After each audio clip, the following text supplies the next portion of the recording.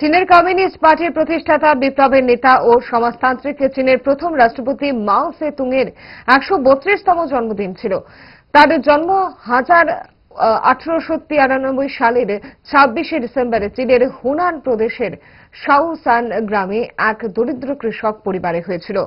প্রতি বছরের ন্যায় বছরও ত্রিপুরার সিপিআইএম পার্টির উদ্যোগে গভীর শ্রদ্ধার সঙ্গে স্মরণ করেছে মাও সে তুংকে। বৃহস্পতিবার সিপিআইএম পার্টির রাজ্য কার্যালয়ে এক অনুষ্ঠানের মধ্য দিয়ে তাকে স্মরণ করে সিপিআইএম নেতৃত্বরা। উপস্থিত ছিলেন সিপিআইএম রাজ্য সম্পাদক মণ্ডলীর সদস্য পবিত্র কর সহ অন্যান্য নেতৃত্বরা। আজকে চীনের প্রথম চেয়ারম্যান এবং চীন বিপ্লবের অন্যতম রূপকার স্থপতি কমরেড মাও সে তুংয়ের ১৩২তম জন্মদিন।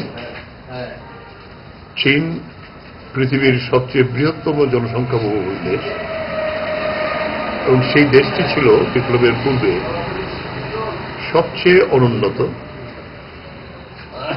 একদিকে জাপান সাম্রাজ্যবাদ, তার বিরুদ্ধে লড়াই করা, অপরদিকে চিয়াং কাইশেকের মতো এমন একজন দুঃসাহসী এবং দুর্ধর্ষ সামন্ত প্রভু, তার বিরুদ্ধে লড়াই করার যে প্রেরণা কমরেড মাও সে তুং সোভিয়েত বিপ্লব থেকে অর্জন করেছিলেন, সোভিয়েত কমিউনিস্ট পার্টির চেতনাকে ধরে এটা নতুন কৌশল, যেটা পৃথিবীর সমাজতান্ত্রিক বিপ্লবের ইতিহাসে নতুন বলা যেতে পারে। কোন রকমে নাকে মুখে গুজে সারাদিনের জন্য বেরিয়ে পড়া, অম্বলের আর দোষ কি? তাই তারা 5 দশক ধরে গ্যাস, অম্বল ও পেটের সমস্যার একমাত্র সমাধান গ্যাস নল।